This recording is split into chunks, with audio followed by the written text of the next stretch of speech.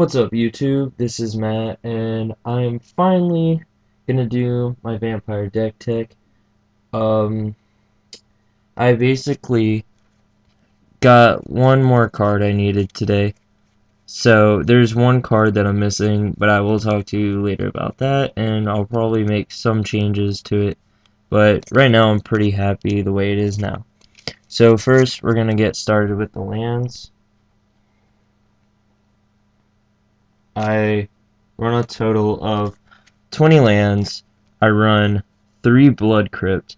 Blood Crypt is one of the cards that I wanted to probably get one more, but right now my deck runs really well without it because I run so many low base creatures and I don't mix very much. I don't have very much red, so I don't know.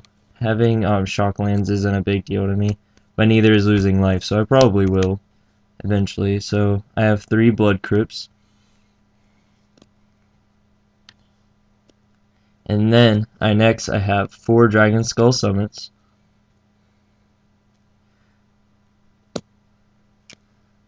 I have a total of 8 Swamps. This deck is very heavy in swamp, so I need a lot more mana for that. And then I have a total of 5 Mountains, just for removal and stuff, and some of my creatures do also take red mana.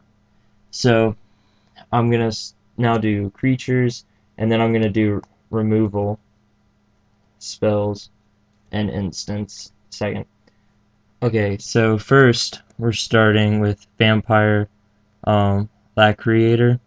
I originally wasn't gonna use him because of his lose 1 life at the beginning of your upkeep, but he's 1 mana and he's a 2/2.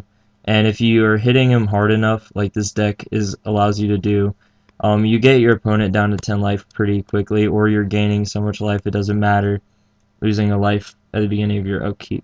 It's just a good card to have for 1 mana. I didn't have any 1-drops, and my deck ran a lot slower, but now that I put this in here, I'm really glad I did. So, I have 3 of him.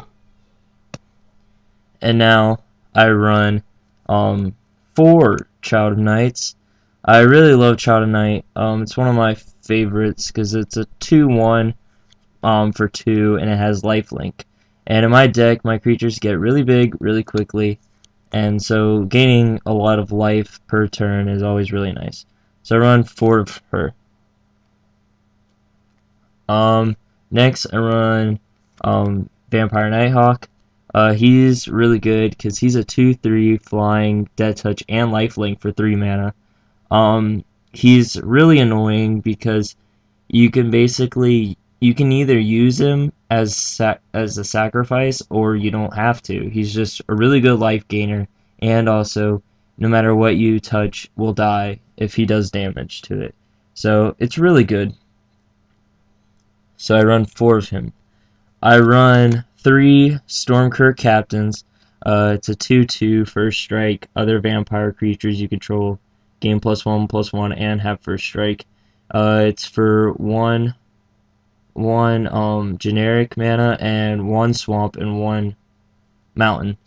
I was originally only ran 1 of him, but he's such a nice card to have because he gives you a buff automatically, and that's always really good. And also, it's really nice to have like first +1/+1 and first strike. If you have more than 1 item on the field and he tries to get rid of one of your captains by removal, you have another one and your creature still has first strike. So it's really nice to have a bunch of him. So I run 3 of him. Next I have Captivating Vampire. He's a 2/2 for 3, 1 generic, 2 swamp. Other vampire creatures I control gain +1/+1 and tap 5 untapped vampires, and then I gain control of target creature, and then it becomes vampire. So he gets all my buffs just through him. It's really easy to have 5 creatures, 5 vampires in this deck because all my creatures are vampires. So it really helps, and also I spit out tokens too, and you'll see that later. So I run 4 of him. Next, I run 3 Rakish Heirs. I originally ran 4, but in my deck I want to be able to ramp earlier, and this is really good because it's a 2/2 for 3, and whenever a vampire you control deals combat damage to a player, put a +1/+1 counter on it. So his effect stacks on himself, so there's more than one. I get like 2+1/1 counters. If I have 3, then I get 3. And in this deck, all my creatures are vampires, so it's really nice to get that. And when creatures have first strike, people tend to not block as much, so they get bigger quicker. Then I have 4 Bloodline Keepers. He's a 3/3 for 4, and then he has flying, and if you tap him, you bring in a 2/2 black vampire creature token on to battlefield with flying, and then you can tap 1 swamp mana and you can transform him. And then he becomes a 5/5, and then with all other vampire creatures you control, gain +2/+2. He's really good, especially when you have more than one of them out on the field. You can like pop out more than one token at a time, so it's really easy to get him out and then make a lot of creatures from that. Next, I have 2 Falkenrath Aristocrats, 2 generic, 1 swamp, 1 mountain, 4/1 flying in haste, sacrifice a creature, and it becomes indestructible until end of turn. If the sacrificed creature was a human, put a +1/+1 counter on the Falkenrath Aristocrat. She's really good, mainly because she's a 4/1 flying in haste, and you can sacrifice a creature, make her indestructible. She's really annoying to get rid of. So I run 2 of her. And then next I run 2 Olivia Voldaren. Crazy card. It is a legendary, so I only run 2.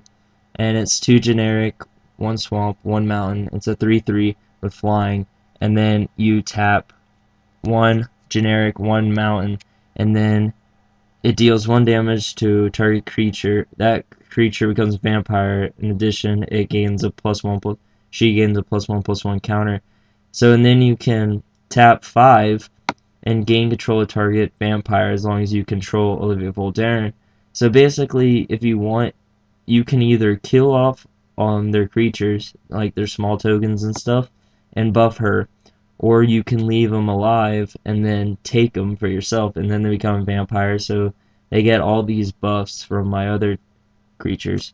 So I run 2 of her. Next, finally, I run 2 Vampire Nocturnus, 1 generic, 3 swamps, and it's a 3/3, and you play with your top of your library revealed, and as long as it's a black Vampire Nocturnus and other vampire creatures you control gain +2/+1 and have flying. So in a deck that's really black heavy, it's really easy to get that buff unless it's like a mana or a Rakish. Like, you will always get that buff, and it's really nice to give the creatures flying and the pluses, because they're already getting pluses already, but then when you add that. But I was originally only using 1, but then I never got him very often, and he's a really good card to have. So then I decided I'm going to get 2 of them, and that was the card that I added today. And I'm really glad I did, because I've got him out every game that I've had, so I don't know. It's really nice to have that buff, and then if you have 2 of them, they get a double buff. So that's really nice. So I run 2 of that, and now on for the removal spells. I run 4 lightning bolts, one mountain. It does 3 damage to target creature or player, so that's really nice to have. Next, I run 2 Pillar of Flames. It's really good. It's 1 mountain, and then it deals 2 damage to target creature or player. If a creature dealt damage this way would die this turn, exile instead. It's really good against grave crawlers and Drolf's messengers. Anything that like works well from the graveyard, it's really good. It's a really good removal spell. So I run 2 of that. Next, I run 2 Dreadbores. I was originally going to run more, but a lot of decks I've been playing aren't very Planeswalker oriented, and this is such a good card. It's 2 It's 2 mana, 1 swamp, 1 mountain, and destroy target creature or planeswalker. It's gotten me the win today, and it's really good just to get rid of planeswalkers that are really annoying, or just really big creatures that most removal spells can't deal with at that point. So I run 2 of that. And then I run a distress. I originally wasn't gonna do this, but I kind of like the control aspect of it. It's two swamp, and target player reveals his or her hand. Choose a non-land card from it, and that player discards that card. So I put that in there, and then just for a little bit more control. And then I finally have a token, a vampire token, 2/2 flying vampire token for my Bloodline Keepers. So basically, this deck is basically just a ramp, gain life. I take a lot of damage with this deck because I gain so much life back from Chata Knight and Vampire Nighthawk from all the buffs that they get that I can afford to take hits. So I generally don't block a lot unless I need to, or I have first strike and I just want to gain some life by doing that. So this is basically my deck tech. I will list out the cards that I have in here in the description, and then if you want to see any other deck techs, just talk to me.